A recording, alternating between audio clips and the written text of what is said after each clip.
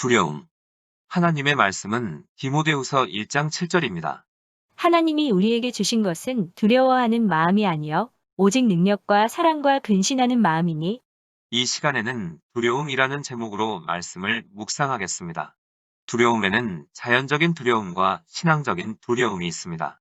자연적인 두려움은 임박한 위험이나 고통, 재난을 예상함으로써 오는 자연스러운 불안의 감정입니다. 신앙적인 두려움은 하나님에 대한 경외와 존경의 결과입니다. 위험이나 고통, 재난 등의 자연적인 두려움은 인간이라면 누구나 가지고 있는 감정입니다. 하지만 자연적인 두려움이 종종 우리 삶을 향해 가지고 계신 하나님의 계획으로 나아가지 못하게 방해하는 어둠의 영이 주기도 합니다. 두려움은 하나님께서 나를 정말 보호해 주실까? 하나님이 정말 응답해 주실까? 라는 의문이 들 때 찾아옵니다. 그렇다면 어떨 때 두려움이 임하는지 살펴보도록 하겠습니다. 두려움을 주기 위해 첫째, 사단은 거짓 환상을 이용합니다. 어느 목사님은 등에 심각한 상처를 입고 한 달 동안 누워 있으면서 참기 어려운 고통을 겪었습니다. 그때 치유에 대한 목사님의 믿음을 소멸하기 위해 사단은 목사님의 마음을 부정적인 환상들로 채우려고 하였습니다. 그러자 목사님은 미래에 자신이 휠체어에 앉아 목회하는 것을 환상으로 보았습니다. 사단은 목사님이 휠체어에 앉아 목회할 때 사람들이 크게 감동받고 목회가 더 효과적일 것이라고 속삭였습니다. 그러나 목사님은 이러한 환상을 보았지만 자신이 휠체어에 앉아 목회하는 것이 하나님의 뜻이 아닐 거라고 생각했습니다. 사단이 휠체어에 앉아 목회하는 환상을 보여줄 때마다 치유에 대한 약속의 말씀을 붙들고 그 환상을 대항했습니다. 그러자 한 달 후에 기적처럼 완쾌되어 병석에서 일어나게 되었습니다. 만약 목사님이 사단이 주는 환상을 마음으로 인정하고 받아들였다면 휠체어에 앉아 생활했을 것입니다. 그러므로 우리는 사단이 거짓 환상을 줄 수 있다는 것을 알고 환상 가운데 평안이 아닌 공포, 걱정, 염려, 두려움이 임한다면 이를 받아들이지 말고 거절해야 합니다. 두려움을 주기 위해 둘째, 사단은 뉴스 보도를 사용합니다. 직장을 잃은 한 여성이 목사님을 찾아와 상담을 요청했습니다. 이 여성은 자기가 일하는 분야에 직업들이 없어지고 있다는 뉴스를 듣고 두려움에 떨었습니다. 목사님은 그러한 뉴스가 보도되었다 할지라도 설령 그 뉴스대로 그녀가 일하는 분야의 직업들이 없어진다 할지라도 하나님께서는 그녀의 모든 필요를 넉넉하게 채우실 것이라고 소망을 주었습니다.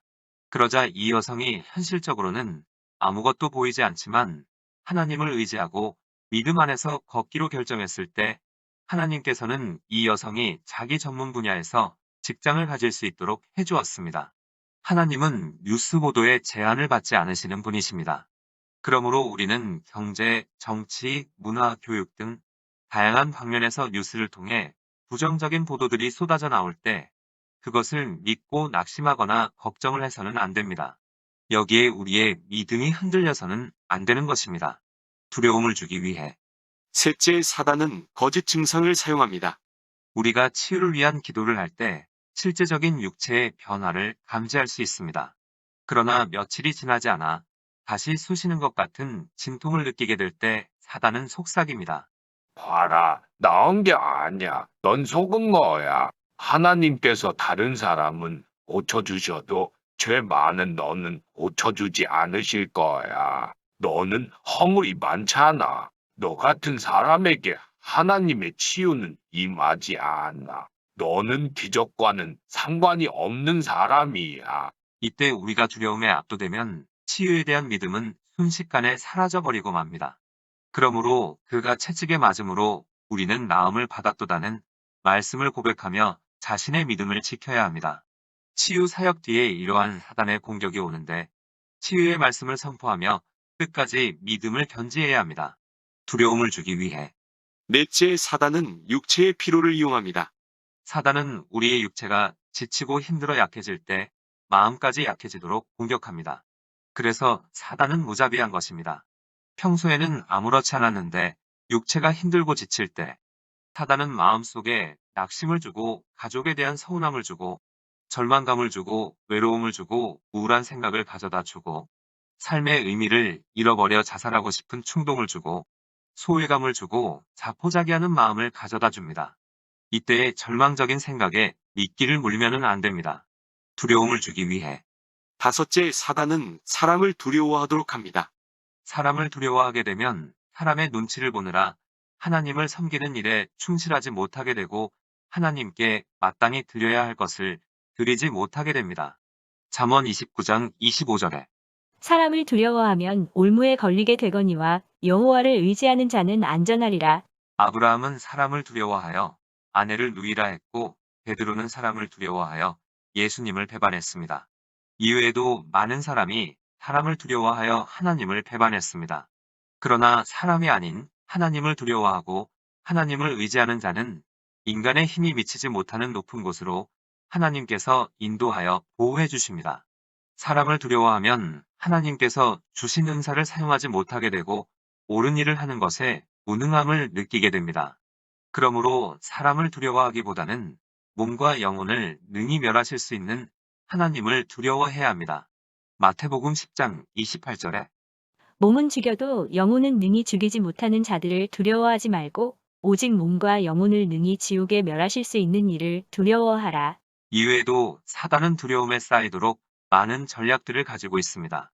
어둠에 대한 두려움, 고소공포증인 높은 곳에 대한 두려움, 실패에 대한 두려움, 질병에 대한 두려움, 죽음에 대한 두려움, 폐소공포증인 밀폐된 장소에서의 두려움, 광장공포증인 공개적인 자리에 대한 두려움, 미지에 대한 두려움, 실직에 대한 두려움, 폭력을 당한 여성들이 겪는 남자에 대한 두려움, 동물에 대한 두려움, 가난에 대한 두려움, 공황장애 등 임박한 위험이나 고통, 재난을 예상함으로써 오는 자연스러운 불안의 감정을 넘어선 두려움은 비정상적인 것으로 믿음을 파괴하기 위한 것들입니다. 자연스러운 불안의 감정은 하나님께서 인간의 생명 보존과 유지를 위해 주신 것입니다. 예를 들어 높은 곳에 있을 때 두려움을 느끼지 않는다면 많은 사람이 추락사할 것입니다. 또 아무도 죽음을 경험하지 않았기 때문에 죽음에 대한 불안과 두려움이 있을 수 있습니다.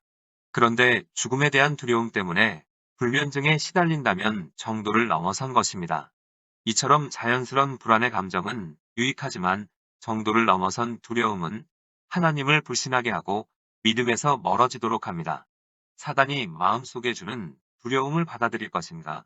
아니면 믿음 안에 서서 하나님을 붙잡고 나갈 것인가? 선택은 각자의 몫입니다. 창세기 15장 1절을 보면 하나님께서 아브람에게 하시는 말씀이 나옵니다.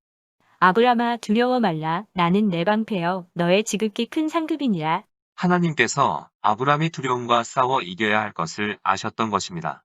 아브람에게 말씀하셨던 하나님이 지금 우리에게도 두려움과 싸워 이겨야 한다고 말씀하십니다. 사단은 하나님의 선하심을 의심하고 불신하게 해서 두려움을 주어 하나님의 풍성한 공급하심을 누리지 못하게 합니다. 그러므로 어떠한 형태의 두려움이든 두려움이 찾아올 때마다 본문 디모데후서 1장 7절을 붙들고 하나님이 나에게 주신 것은 두려워하는 마음이 아니요 오직 능력과 사랑과 근신하는 마음이라고 하셨사오니 평안을 주옵소서라고 기도하면서 두려움을 주는 귀신은 떠나가라고 대적해야 합니다. 능력의 마음이란, 담대한 마음, 확고한 마음을 뜻합니다. 사랑의 마음이란, 하나님을 향한 사랑은 두려움을 이기게 합니다. 요한일서 4장 18절에 사랑 안에 두려움이 없고 온전한 사랑이 두려움을 내어 쫓나니 두려움에는 형벌이 있음이라. 두려워하는 자는 사랑 안에서 온전히 이루지 못하였느니라. 근신의 마음이란, 마음의 평온을 의미하는 것으로 낙심과 두려움을 방지해 줍니다. 그러므로 두려움, 근심, 걱정, 공포가 밀려오면 이 말씀을 붙들고 기도하면서 평안을 빼앗겨서는 안 됩니다. 우리가 죄를 지으면 평안을 상실하게 됩니다.